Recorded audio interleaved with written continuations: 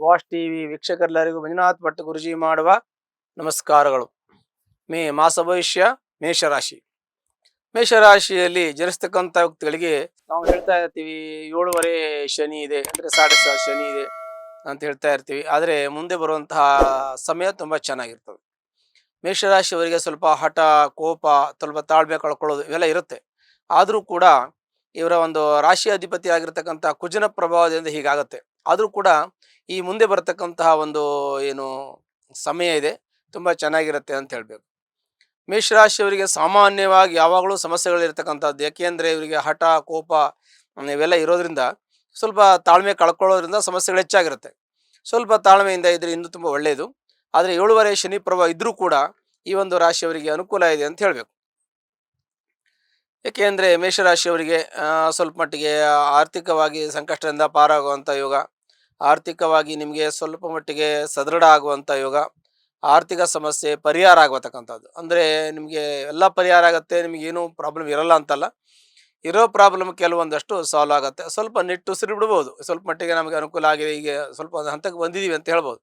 ಹಾಗೆ ಈ ಒಂದು ಮಾಸದಲ್ಲಿ ಸ್ವಲ್ಪ ಅನುಕೂಲ ಇದೆ ಆರ್ಥಿಕವಾಗಿ ಅಂತ ಹೇಳಬೇಕು. ಇನ್ನು ವ್ಯವಹಾರವನ್ನು ನಾವು ಚಿಂತನೆಯನ್ನು ಮಾಡಿದ್ರೆ ವ್ಯಾವಹಾರಿಕವಾಗಿ ಸ್ವಲ್ಪ ಮಟ್ಟಿಗೆ ಅನಾನುಕೂಲ ಆಗಿತ್ತು, ಆದರೆ ಈಗ ಸ್ವಲ್ಪ ಅನುಕೂಲ ಆಗ್ತಾ ಇದೆ. ನಿಮಗೆ ಆರ್ಥಿಕ ಸಂಕಷ್ಟದಿಂದ ಪಾರಾಗಿದ್ದರಿಂದ ಕೆಲವೊಂದಷ್ಟು ಸಮಸ್ಯೆಗಳು ನಿಮಗೆ ಪರಿಹಾರ ಆಗ್ತಾ ಇದೆ. ಮತ್ತು ಆಸ್ತಿ ವಿಚಾರದಲ್ಲಿ ಪರಿಹಾರ ಆಗುವಂಥ ಯೋಗ ಇದೆ. ಆಸ್ತಿ ತಗೊಳ್ಳೋದು, ಕೊಡೋದು, ಇಲ್ಲ ಪಿತ್ರಾಯಿತ ಆಸ್ತಿ ಅಥವಾ ತಂದೆ ತಾಯಿಯಿಂದ ಬರ್ತಕ್ಕಂಥ ಯಾವುದೋ ಒಂದು ಗಿಫ್ಟು ಅಥವಾ ಹಣಕಾಸು ಷೇರು ಯಾವುದೇ ಇದ್ರೂ ಕೂಡ ನಿಮಗೆ ಅನುಕೂಲ ಆಗುವಂಥ ಯೋಗ ಈ ಒಂದು ರಾಶಿಯವರಿಗೆ ಇರುತ್ತೆ ಅಂತ ಹೇಳಬೇಕು. ಇನ್ನು ಮನೆ ಕಟ್ಟೋದು, ಇನ್ನು ಕೆಲವೊಂದಷ್ಟು ಶುಭ ಕಾರ್ಯಗಳನ್ನು ಮಾಡಬೇಕು ಅಂತ ಇರುತ್ತೆ. ಅದಕ್ಕೆ ಸ್ವಲ್ಪ ಸಮಯ ತಗೊಳ್ಳುತ್ತೆ. ಮನೆ ಕಟ್ಟೋದು, ನಾಮಕರಣ ಮಾಡೋದು, ಇನ್ನು ವಿವಾಹಕ್ಕೆ ಸಂಬಂಧಪಟ್ಟಂಥ ತೊಂದರೆಗಳಿದೆ. ಸ್ವಲ್ಪ ಮಟ್ಟಿಗೆ ವಿವಾಹ ಪ್ರತಿಬಂಧಕ ದೋಷ, ವಿವಾಹ ನಿಧಾನ ಆಗುವಂಥ ಯೋಗ. ಮತ್ತು ವಿವಾಹ ಪ್ರತಿಬಂಧಕ ದೋಷ ಅಂತಂದರೆ ಇನ್ನು ಕೆಲವೊಂದಷ್ಟು ನಿಮಗೆ ಆಗತ್ತೆ ಅಂತ ಅನ್ಸತ್ತೆ, ಆಗಿರಲ್ಲ.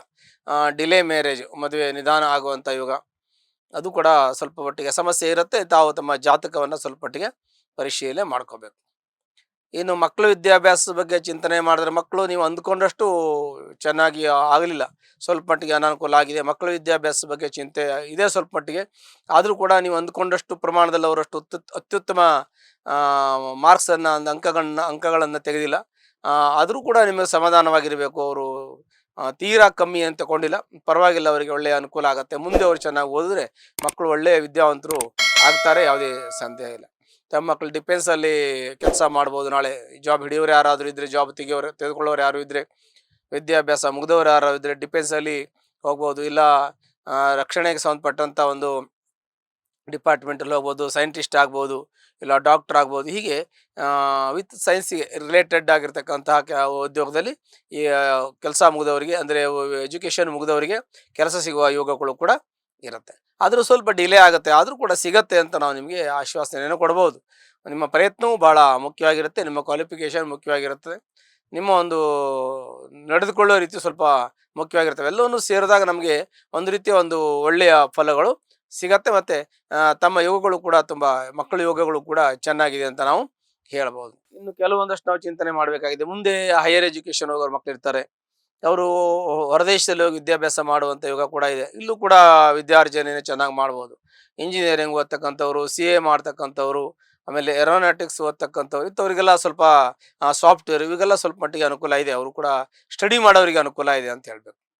ಮತ್ತು ಕೆಲವೊಂದಷ್ಟು ದೇವಸ್ಥಾನ ಕಟ್ತಕ್ಕಂಥವ್ರು, ಗುಡಿಗೋಪುರ ಕಟ್ತಕ್ಕಂಥವ್ರು, ಆಶ್ರಮ ಕಟ್ತಕ್ಕಂಥವ್ರು, ತೀರ್ಥಯಾತ್ರಾ ಕ್ಷೇತ್ರಗಳಿಗೆ ದರ್ಶನ ಮಾಡ್ತಕ್ಕಂಥವ್ರು, ಸಮುದ್ರ ಸ್ನಾನ, ತೀರ್ಥ ಸ್ನಾನ ಮಾಡೋಂಥವ್ರಿಗೆಲ್ಲ ಶುಭಯೋಗಗಳು ಇದೆ. ಈಗ ಒಳ್ಳೆಯ ಯೋಗಗಳು ಪ್ರಾಪ್ತಿಯಾಗಿದೆ ಅಂತ ನಾವು ನಿಮಗೆ ಹೇಳ್ಬೋದು. ಆರೋಗ್ಯದಲ್ಲಿ ಸ್ವಲ್ಪ ಮಟ್ಟಿಗೆ ವ್ಯತ್ಯಾಸ ಆಗುತ್ತೆ. ಆರೋಗ್ಯದಲ್ಲಿ ಸಣ್ಣ ಪುಟ್ಟ ಕಿರಿಕಿರಿ ಆಗೋದು, ಹೊಟ್ಟೆಗೆ ಸಂಬಂಧಪಟ್ಟಂಥ ತೊಂದರೆ, ಆಮೇಲೆ ಜಾಯಿಂಟ್ ಪೇನ್ ಬರೋದು, ಸುಸ್ತಾಗೋದು, ಮತ್ತು ಜೀರ್ಣಕ್ರಿಯೆ ಸರಿಯಾಗಿ ಆಗದೇ ಇರೋದು, ಇವೆಲ್ಲ ಸಾಧ್ಯತೆಗಳಿರುತ್ತೆ. ಆರೋಗ್ಯದ ಬಗ್ಗೆ ಬಹಳ ಗಮನವನ್ನು ವಹಿಸಬೇಕು. ಮತ್ತು ಈಗ ಹವಾಮಾನ ಕೂಡ ಉಷ್ಣ ಇರೋದ್ರಿಂದ ತಾವು ಚೆನ್ನಾಗಿ ಆರೋಗ್ಯದ ಬಗ್ಗೆ ಗಮನ ವಹಿಸೋದು ಬಹಳ ಮುಖ್ಯವಾಗಿರುತ್ತೆ. ಇನ್ನು ದಾಂಪತ್ಯ ವಿಚಾರ ಬಂದರೆ, ದಾಂಪತ್ಯ ಸಣ್ಣ ಪುಟ್ಟ ಕಲಹ ಮನಸ್ತಾಪ ಇದೆ, ದೊಡ್ಡದಾಗಿ ಏನೂ ಇಲ್ಲ. ಅಂಥ ಸಮಸ್ಯೆ ಇದ್ದರೆ ತಮ್ಮ ಜಾತಕವನ್ನು ಪರಿಶೀಲನೆ ಮಾಡ್ಕೊಳ್ಳೋದು, ಕುಳಿತು ಮಾತಾಡಿ ಹಿರಿಯರ ಮುಖಾಂತರ ಮಾತಾಡಿದ್ರೆ ಸಮಸ್ಯೆಗಳು ಸರಿ ಹೋಗುತ್ತೆ. ಉದ್ಯೋಗದಲ್ಲಿ ಸ್ವಲ್ಪ ಮಟ್ಟಿಗೆ ಹಿನ್ನಡೆ ಇದೆ, ತುಂಬ ಸ್ಲೋ ಇದೆ ಉದ್ಯೋಗ. ಸ್ವಲ್ಪ ಸ್ಲೋ ಇದೆ, ನಿಮಗೆ ಪ್ರಮೋಷನ್ ಸಿಗೋದು, ಕೆಲವು ಅಭಿವೃದ್ಧಿ ಆಗೋದಕ್ಕೆಲ್ಲ ಸ್ವಲ್ಪ ತೊಂದರೆ ಆಗ್ತಾ ಇದೆ, ಅಡಚಣೆ ಇದೆ. ಆದರೂ ಕೂಡ ಸಿಗುತ್ತೆ, ನಿಮಗೆ ಒಳ್ಳೆಯದಾಗ್ತದೆ. ಉದ್ಯೋಗದಲ್ಲಿ ಪ್ರಗತಿ ಇದೆ, ಯಶಸ್ಸಿದೆ, ಕೀರ್ತಿ ಇದೆ, ಲಾಭ ಇದೆ, ಎಲ್ಲ ಇದೆ, ಅನುಕೂಲ ಇದೆ. ಆದರೆ ನಿಮಗೆ ಈ ಸಮಯದಲ್ಲಿ ಎಲ್ಲ ರೀತಿಯ ಅನುಕೂಲ ಆಗ್ತಾ ಇಲ್ಲ. ಮುಂದಿನ ಸಮಯದಲ್ಲಿ ಅನುಕೂಲ ಆಗುತ್ತೆ. ಉದ್ಯೋಗದಲ್ಲಿ ಯಶಸ್ಸು ಸಿಗುತ್ತೆ, ನಿಮಗೆ ಅನುಕೂಲ ಆಗುತ್ತೆ. ಇನ್ನು ನಿಮ್ಮ ಹಿಂದಿನ ಪೂರ್ವಜರು ಮಾಡತಕ್ಕಂಥ ಪುಣ್ಯದ ಫಲದಿಂದ ನಿಮಗೆ ಎಂಥ ಕಷ್ಟ ನಷ್ಟ ದುಃಖ ಇದ್ದರೂ ಪರಿಹಾರ ಆಗುತ್ತೆ. ಮತ್ತು ಅದಕ್ಕೆ ಸಂಬಂಧಪಟ್ಟಂತೆ ಸಣ್ಣ ಪುಟ್ಟ ಪರಿಹಾರ ಮಾಡಿಕೊಂಡ್ರೆ ಸಾಕು. ಮೇಷರಾಶಿಯವರಿಗೆ ಮಧ್ಯಮ ಫಲ ಅಂತ ಹೇಳ್ತೀವಿ. ಒಂದು ವೇಳೆ ನಿಮಗೆ ತೊಂದರೆ ಇದ್ದಾಗ ಸಂಬಂಧಪಟ್ಟಂಥ ಪರಿಹಾರವನ್ನು ಹತ್ತಿರ ಇರತಕ್ಕಂಥ ಸುಬ್ರಹ್ಮಣ್ಯನ ದೇವಸ್ಥಾನಕ್ಕೆ ಹೋಗಿ ಮಂಗಳವಾರ ದಿವಸ ಅರ್ಚನೆ ಮಾಡಿಸಿ, ಎಲ್ಲ ಕಷ್ಟಗಳು ಪರಿಹಾರ ಆಗುತ್ತೆ, ಸುಖ ಶಾಂತಿ ನಿಮಗೆ ನೆಲೆಸುತ್ತೆ. ಇನ್ನೂ ತೊಂದರೆ ಇದೆ, ನಿಮ್ಮ ಜಾತಕವನ್ನು ಪರಿಶೀಲನೆ ಮಾಡಿಕೊಳ್ಳಿ. ಶುಭವಾಗಲಿ. ಲೇಟೆಸ್ಟ್ ಹಾಗೂ ಇಂಟ್ರೆಸ್ಟಿಂಗ್ ಸುದ್ದಿಗಳಿಗಾಗಿ ಬಾಸ್ ಟಿವಿ ಕನ್ನಡ ಚಾನೆಲ್ನ ಸಬ್ಸ್ಕ್ರೈಬ್ ಮಾಡಿ. ಹಾಗೆಯೇ ಬೆಲ್ ಐಕಾನ್ ಪ್ರೆಸ್ ಮಾಡಿ. ಇದರ ಜೊತೆಗೆ ಫೇಸ್ಬುಕ್, ಇನ್ಸ್ಟಾಗ್ರಾಮ್, ಎಕ್ಸ್ನಲ್ಲೂ ಮಿಸ್ ಮಾಡದೆ ಫಾಲೋ ಮಾಡಿ.